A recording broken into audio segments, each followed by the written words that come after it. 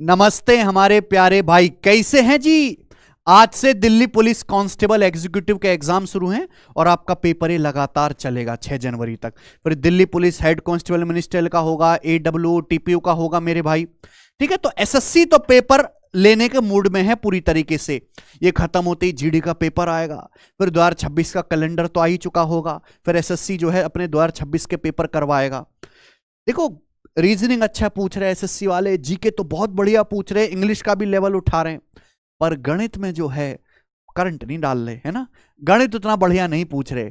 तो अभी के जो रुझान आए, दिल्ली पुलिस कांस्टेबल का पेपर बहुत ही आसान, सरल और सिंपल आया है। ऐसा पेपर आया कि ये 15 सवाल कोई भी एवरेज बच्चा मुश्किल से 7 से 8 मिनट में कर सकता था।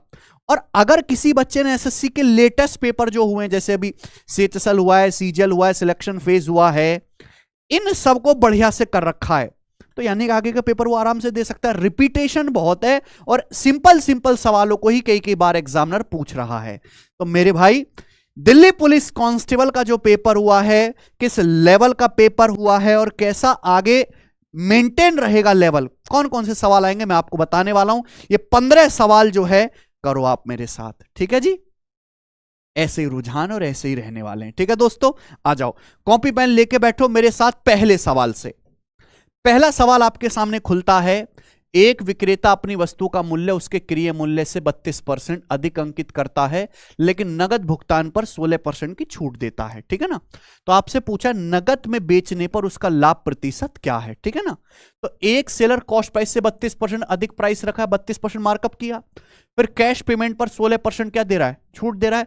तो लाभ प्रतिशत क्या आएगा बच्चों उसका, 32 और -16 का सक्सेसिव है बच्चों। तो सीधा 32 - 16 माइनस 32 गुणा 16 बटे 100 ये आ जाएगा। आप बोलोगे हाँ जी सर बिल्कुल सही परसेंटेज में। तो 32 - 16 कितना आ गया, 16 माइनस 32 गुणा 16 कितना आ गया, 512 512 बटे 100 5.12।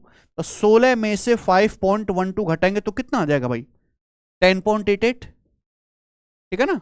हाँ 10.88%, ठीक है बच्चों, बात खत्म। आगे चलते, अगला सवाल। 10.5 सेंटीमीटर त्रिज्या और 6237 घन सेंटीमीटर आयतन वाले एक बेलन का वक्र पृष्ठ क्षेत्रफल ज्ञात कीजिए। ये सवाल जरूर लगा के जाना पेपर में। बहुत से बच्चे सवाल में क्या करेंगे, बेलन की हाइट निकालने लगेंगे। अरे जरूरत ही नहीं है मेरे भाई, सीधा रिजल्ट होता है। अगर बेलन का वॉल्यूम दिया हुआ है तो उसका कर्व सरफेस एरिया कैसे, बेलन का वॉल्यूम क्या होगा, 1/2 curve surface area into radius, 1/2 curve surface area into radius. Volume आपको यहां पे दिया है 6237 बराबर 1/2 कर्व सरफेस एरिया आपको निकालना है। बेलन की रेडियस है 10.5, 10.5 का मतलब क्या, 21/2।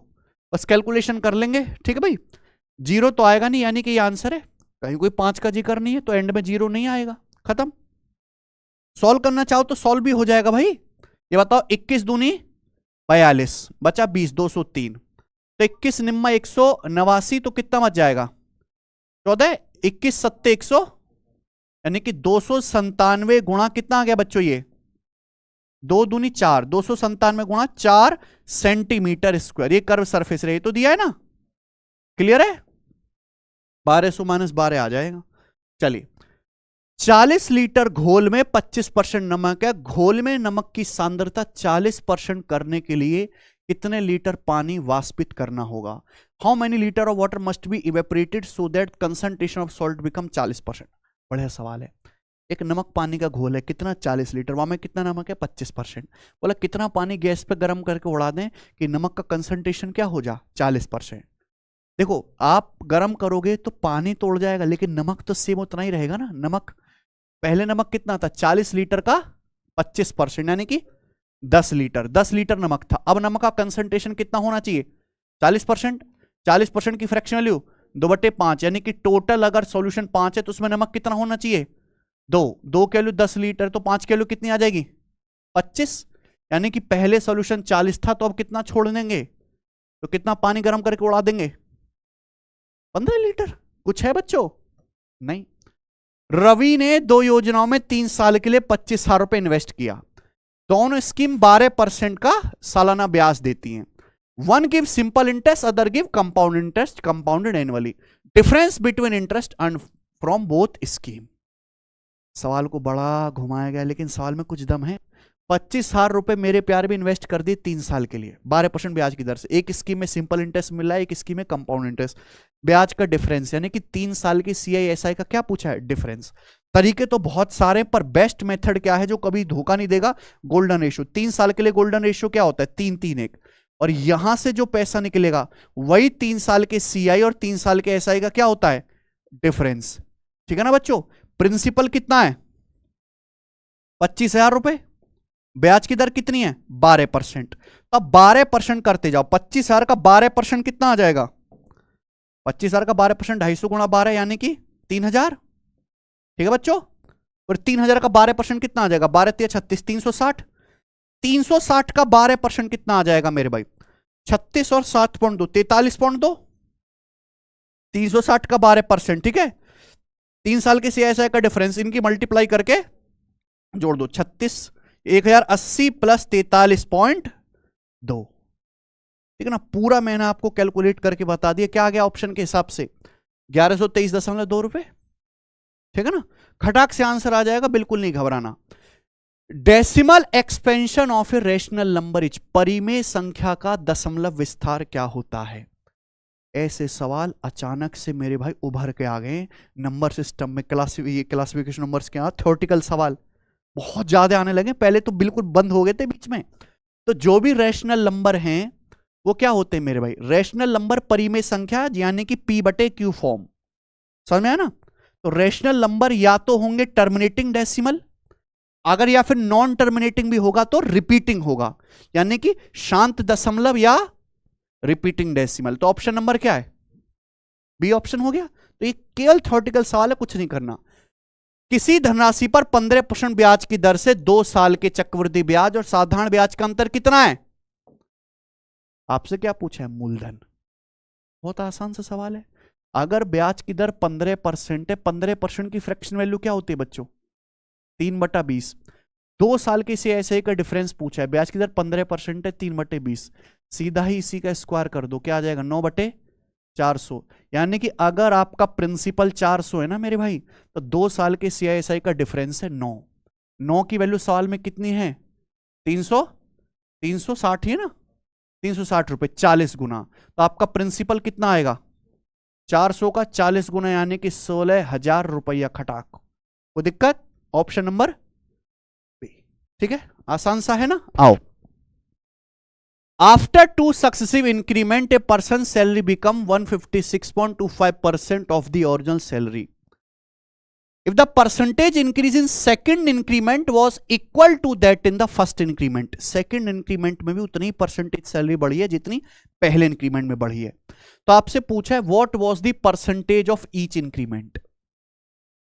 बहुत बेसिक सवाल है सक्सेसिव का। एक आदमी की सैलरी 2 बार बढ़ती है इक्वल परसेंटेज से, बराबर सक्सेसिव है ना?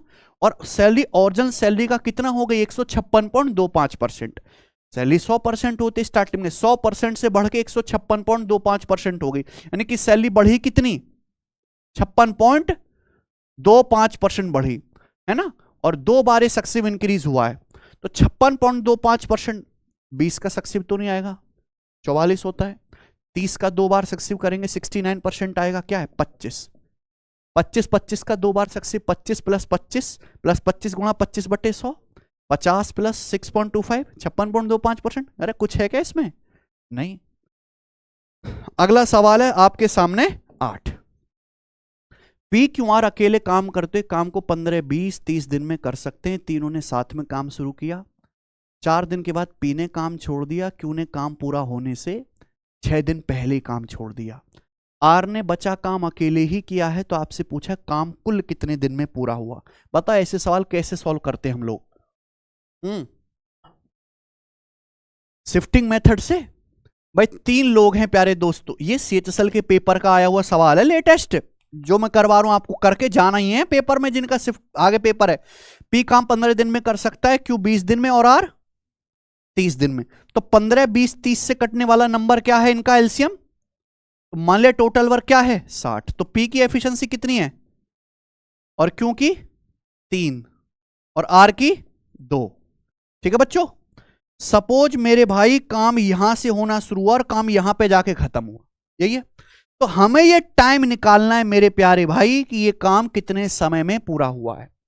मैं काम नहीं छेड़ूंगा, इस टाइम में काम कितना हुआ है 60। बोला सबने साथ में काम शुरू किया, तीनों लोगों ने 4 दिन बाद पी ने काम छोड़ दिया, तो सर 4 दिन बाद छोड़ के भागेगा ही पी, तो पी से काम ही मत कराओ, अभी से लात मार के भगा दो। यानी कि अगर पी काम ही ना करता, पी एक दिन में कितनी कुर्सी बनाता है, पी एक दिन में 4 कुर्सी बनाता। अगर पी शुरू के 4 दिन भी काम ना करता तो 16 कुर्सी कम बनती, बोलो। यानी कि मैं पी को फिल्म से डिलीट कर देता हूं, अगर पी शुरू के 4 दिन भी काम ना करता तो 16 कुर्सी कम बनती, ठीक है ना बच्चे। क्यों ने काम पूरा होने से कितने दिन पहले छोड़ दिया भाई, क्यों शुरू से काम करता आ रहा है, काम करता रहा है, लेकिन आखिर के 6 दिन क्यों ने काम नहीं किया, छोड़ के भाग गया। तो भैया क्यों, देखो शुरू से तो काम कर ही रहा है, तो क्यों के हाथ पाम जोड़ लो कि भैया अगर क्यों आखिर के 6 दिन भी काम करता तो कितना काम एक्स्ट्रा होता, क्यों एक दिन में कितनी कुर्सी बनाता है 3। अगर क्यों आखिर के 6 दिन भी काम करता तो कितनी कुर्सी एक्स्ट्रा बनती, यानी कि सेम टाइम में, मैंने टाइम थोड़ा ना बदला, सेम टाइम में काम कितना होता 62। और इस काम को करते कौन, पी को तो लात मार के भगा ही दिया, इस काम को करते कौन, क्यू और आर मिलके। और क्यू और आर मिलके ये काम कितने एफिशिएंसी से करेंगे 5, यानी कि टोटल 62 यूनिट काम 5 एफिशिएंसी के साथ ही आ जाएगा आंसर, है ना। 124/10 हो जाएगा ना, 12.4 दिन में पूरा काम खत्म हुआ है। तो यही क्या है आंसर, पहला ही ऑप्शन। बोलो आगे अगला सवाल है, सवाल नंबर 9। एक कस्बे की जनसंख्या पहले साल में 20% बढ़ती है, दूसरे साल में 10% घटती है और तीसरे साल फिर से 25% बढ़ जाती है, यही है।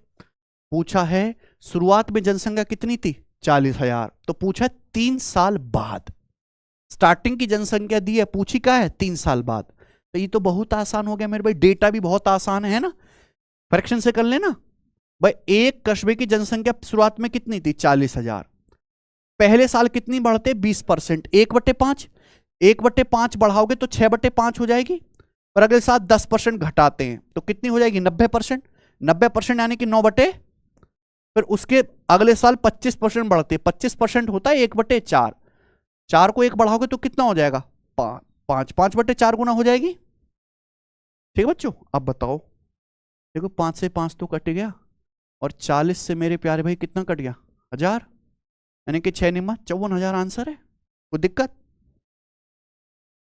एक बॉक्स में 5 रुपया, 2 रुपया, 1 रुपया के सिक्के किस अनुपात में हैं 7:3, 2 के अनुपात में। बॉक्स में कुल कितना पैसा है 1075 रुपया है, तो पूछा 2 रुपया के सिक्कों की संख्या। तो भैया एक बैग में 5 रुपए के भी सिक्के हैं, 2 रुपए के भी सिक्के हैं और 1 रुपए के भी सिक्के, तो ये तो बहुत ही आसान सवाल है। और सिक्कों की संख्या का अनुपात कितना है 7:3:2। अच्छा पूछा 2 रुपए के सिक्कों की संख्या है ना, हालांकि 2 रुपए के सिक्कों की संख्या तो 3 का मल्टीपल, ये आंसर है। इसमें तो पेन तो उठाने की जरूरत नहीं थी, मैंने जबरदस्ती लिख दिया बेवजह का इतना, ठीक है भाई, आया है CSL के पेपर में। लेकिन अगर मान लो सवाल बनाना ही हो तो सवाल में दिया क्या है, सिक्कों की वैल्यू दी है तो वैल्यू निकाल लो। 5 रुपए के 7 सिक्के तो कितनी कीमत है, 2 रुपए के 3 सिक्के तो क्या कीमत है 6, 2 तिया 6, 1 रुपए के 2 सिक्के तो क्या कीमत है 2, तो टोटल सिक्कों की वैल्यू कितनी आ गई 35 और 8 43, जबकि सिक्कों की टोटल वैल्यू कितनी है 1075 रुपए। बताओ कितने गुना है ये 43 दूनी 86, 14 7 21, यानी कि 43 पंजे 225 गुना हो गया। 2 रुपए के सिक्कों की संख्या यानी कि कितना 3 यूनिट, तो 3 की वैल्यू भी 25 गुना आ जाएगी, कितना। हालांकि सवाल करने की जरूरत नहीं, ऑप्शन से ही हो जाएगा 3 का मल्टीपल। आइए अगला सवाल है आपके सामने, सवाल नंबर 11। बताओ एक निवेशक कुल $25,000 को 2 अलग अलग खातों में बांटता है। बताओ डॉलर में कमा रहा है भाई साहब, $1 91 रुपया चढ़ गया, आदमी रुपया नहीं मिल रही, डॉलर में खेल रहा है, नेताजी होंगे। खाता ए पर 4% प्रति वर्ष की दर से साधारण ब्याज मिलता है, खाता बी पर 6.5% प्रति वर्ष की दर से साधारण ब्याज मिलता है। 3 साल के बाद दोनों खातों से कुल ब्याज कितना मिला है $3,975, बड़ा मोटा ब्याज है। तो खाते ए में कितना पैसा निवेश किया गया, ये सवाल है ना। देखो सवाल बहुत आसान है, इसमें एलिगेशन भी लगा सकते हैं और परसेंटेज ब्रेक मेथड भी लगा सकते हैं। वो मुझे लग रहा है ज्यादा आसान लगेगा, वो बता दें। भाई एक आदमी के पास मेरे प्यारे भाई $25,000 है, इसको दो बैंक अकाउंट में डाल दिया ए और बी में, ठीक है बच्चों। ए और बी में मिलाकर कुल कितना है $25,000। अब ए में उसको कितना ब्याज मिल रहा है, सिंपल इंटरेस्ट 4% एक साल में। बी में कितना ब्याज मिल रहा है 6.5% है ना। 6.5% को ऐसे लिख लो ब्रेक करके, 4% प्लस 2.5% लिख सकते हैं। बी में ब्याज कितना है 6.5% है ना, 6.5 को लिख ले 4% प्लस 2.5%, कोई दिक्कत। 3 साल में कुल ब्याज कितना मिला $3,975। तो एक साल में कितना ब्याज मिलता है बटे 3, 3,975 को भाग करेंगे तो $1325, यानी कि एक साल में उस आदमी को कितना ब्याज मिला $1,325। आप बताओ पहले खाते में भी 4% ब्याज मिल रहा है, दूसरे खाते में भी 4% ब्याज मिल रहा है, तो कुल पैसे पर भी तो 4% ब्याज मिलना चाहिए। कुल पैसा उसने कितना डाला है दोनों खातों में $25,000। तो $25,000 का 4% निकालना मेरे लिए आसान, इसलिए मैंने ब्रेक कर दिया। कितना आ जाएगा $1,000। तो उसको कुल ब्याज भी $25,000 का $4 $1,000 मिलना चाहिए, 25,000 का 4% है ना। लेकिन एक्चुअल उसको ब्याज मिला कितना है, उसको ब्याज मिला है $1,325, ठीक है। यानी कि $325 उसे क्या मिला, ये $325 उसे एक्स्ट्रा मिला। वाई दिस ब्याज एक्स्ट्रा मिलिंग, क्योंकि दूसरे खाते में उसको 2.5% ब्याज एक्स्ट्रा मिलता है। तो दूसरे खाते में जो पैसा डाला है उसका 2.5% कितने के बराबर है 325 के बराबर है। तो ये कितना आ गया मेरे भाई, 1% कितना आएगा 25 से कम 25 7 25 75 130। तो यानी कि 100% कितना आएगा 13,000। तो ये आया है 13,000 दूसरे खाते बी में। तो पूछा खाते में कितना है, 25 माइनस 13 12,000, 12 के, तो $12,000 है, ठीक है ना। एलिगेशन से भी कर सकते थे, मैंने एक एक स्टेप लिख के भी करा है, तो मेरे प्यारे भाई इजी हो गया परसेंटेज ब्रेक मेथड। चलें आगे खटाक से। सवाल नंबर है 12 एवरेज वाला। 25 बालकों के एवरेज अंक कितने हैं 48। बाद में ग्रुप में 5 नए बालक आते हैं जिनमें हर एक के एवरेज कितने हैं 60 नंबर। उसके बाद शिक्षक को पता चलता है कि मूल छात्रों में एक के अंक गलती से 70 की बजाय 40 दर्ज हो गए। जो ओरिजिनल हमारे पास 25 बालक थे, टीचर को पता चला कि एक बालक के नंबर 70 थे, लेकिन गलती से 70 के बजाय कितने लिख दिए 40, कम नंबर चढ़ा दिए बाकी। तो पूछा है क्लास के फाइनल एवरेज मार्क्स ज्ञात कीजिए, ठीक है ना। बहुत से बच्चे बेसिक कैलकुलेशन करने लगेंगे, सीधा सोचो डेविएशन मेथड। क्लास में 25 बालक है, एवरेज कितना है 48 नंबर। अब एक बात बताओ, 5 बच्चे नए आएंगे, तो जब 5 बच्चे नए आएंगे उनमें से हर एक एवरेज 60 है, तो 48 से 60 नंबर वाले नंबर आ रहे हैं, यानी कि एवरेज से 12 नंबर, एवरेज से 12 नंबर ज्यादा वाले कितने बच्चे आते हैं 5, है ना। क्लियर है, ये बच्चे एक्स्ट्रा नंबर लेके आए। अब एक बच्चा था जिसके मेरे प्यार में नंबर थे 70, लेकिन गलती से आपने कितने चढ़ा दिए, तो अपनी गलती सुधारनी पड़ेगी। गलती सुधारोगे तो 40 से 70 करोगे तो कितने नंबर बढ़ाने पड़ेंगे इसके 30। तो इस बालक के 30 नंबर बढ़ाने पड़ेंगे, यानी कि टोटल नंबर कितने बढ़ जाएंगे 12 5 60 और 12 पंजे 60 प्लस 30, तो 90 नंबर आपके टोटल बढ़ जाएंगे। तो इसकी वजह से एवरेज कितना बढ़ जाएगा भाई, पहले 25 बालक थे, 5 बालक नए आए, एक के तो बस नंबर ही रिप्लेस किया, यानी कि अब बालक 30 हैं, तो 30 बच्चों में केक काट देंगे 90 नंबर का, तो कितना हो जाएगा 48 प्लस 3, एवरेज कितना हो जाएगा 51। What is the value of this expression, what is the value. ये सवाल बहुत आसान है, माइक्रो सेकंड में आंसर आना चाहिए। रवि बताओ क्या आएगा।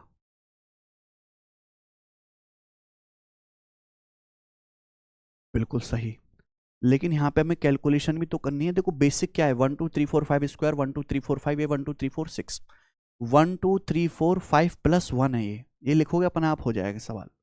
लेकिन अगर आप इस सवाल को ऑप्शन को देखें तो ये तो ना आंसर ये हो सकता ना, ये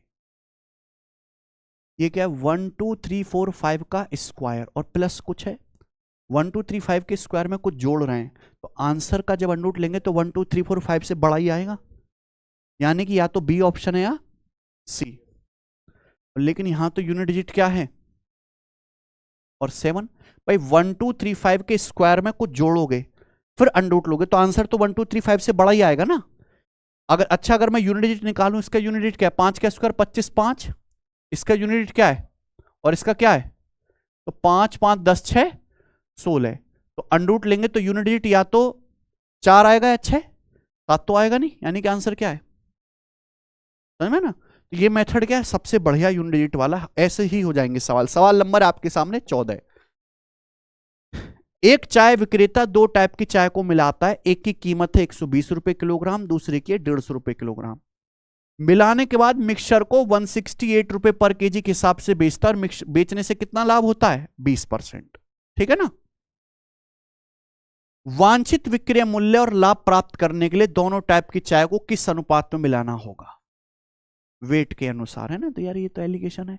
अगर आप प्राइस यानी कि रुपया पर केजी पे एलिगेशन लगाओगे तो काय का रेशियो आएगा, केजी का, क्वांटिटी का ना।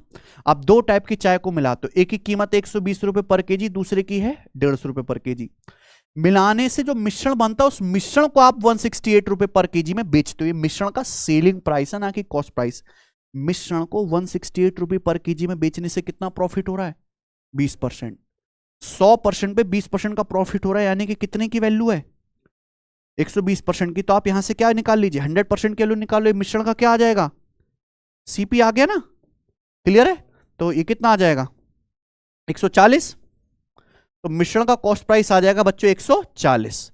तो किस अनुपात में मिलाना पड़ेगा, घटाओ 10, और ये कितना आ जाएगा, यानी कि 1:1:2 के रेशियो मिलाना पड़ेगा। क्या आंसर है, सी।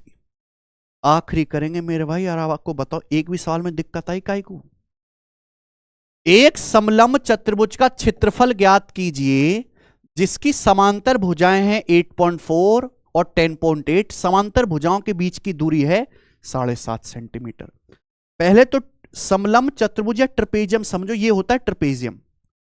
ट्रेपेजियम ये होता है जिसमें आमने सामने की भुजाओं का एक पेयर समांतर होता है, यानी कि अगर ये ए है और ये बी है और समांतर भुजाओं के बीच की दूरी मेरे दोस्तों ये एच है, तो ट्रेपेजियम का एरिया का जो कॉन्सेप्ट होता है वो है 1/2 समांतर भुजाओं का योग गुणा उनके बीच की। तो यहां पे आप क्या रख दो, केवल वैल्यू 1/2 क्या आ गया जी, 8.4 और 10.8 कितना आ गया, समांतर भुजाओं का 10 8 18 और 1.19.2, और उनके बीच की दूरी कितनी है 7.5। 7.5 को क्या लिख लो, 15/, ठीक है बच्चों, ये आ गया। हालांकि ऑप्शन के हिसाब से एक ही आंसर हो सकता है, ठीक है ना। इसमें भी 3 आ रहा है, इसमें भी 3 आ रहा है, 3 3 9 का मल्टीपल, एक ही ऑप्शन है ना। सॉल्व कर लोगे तो ये भी हो जाएगा, 4 से काटेंगे, 4 चौक 16 और 3 4 अट्ठे 32, है ना। 15 गुणा 4.8, 15 चौका 60 और 12, यानी कि कितना आ गया 70 सेंटीमीटर स्क्वायर, ये एरिया आ जाएगा। लो बात खत्म, ठीक है। तो देखो, अगर आप इस टेस्ट में 15 में से 15 सवाल बना पा रहे हो तो आप फुल फुल करके आओगे पेपर में। 13 14 भी हो रहे हैं तो ठीक है, कोई दिक्कत नहीं, और यही आपके पेपर का लेवल होने वाला है।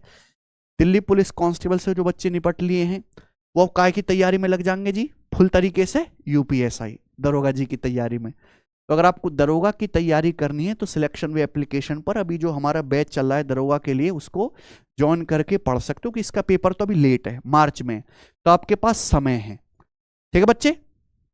और ये बैच कुछ ही दिन है, उसके बाद इसके रजिस्ट्रेशन पूरी तरीके से बंद हो जाएंगे, फिर केवल पढ़ाने पे काम रहेगा, ठीक है। तो ये हाल है भैया आपके दिल्ली पुलिस कांस्टेबल के पेपर का। हालांकि कांस्टेबल के हिसाब से ऐसे सवाल का लेवल ठीक है, कोई गड़बड़ नहीं है, ठीक है बच्चों। तो जिन बच्चों का आगामी शिफ्ट में पेपर है उनको हमारी तरफ से बेस्ट ऑफ लक, बढ़िया से पेपर दीजिएगा। धन्यवाद, बाय।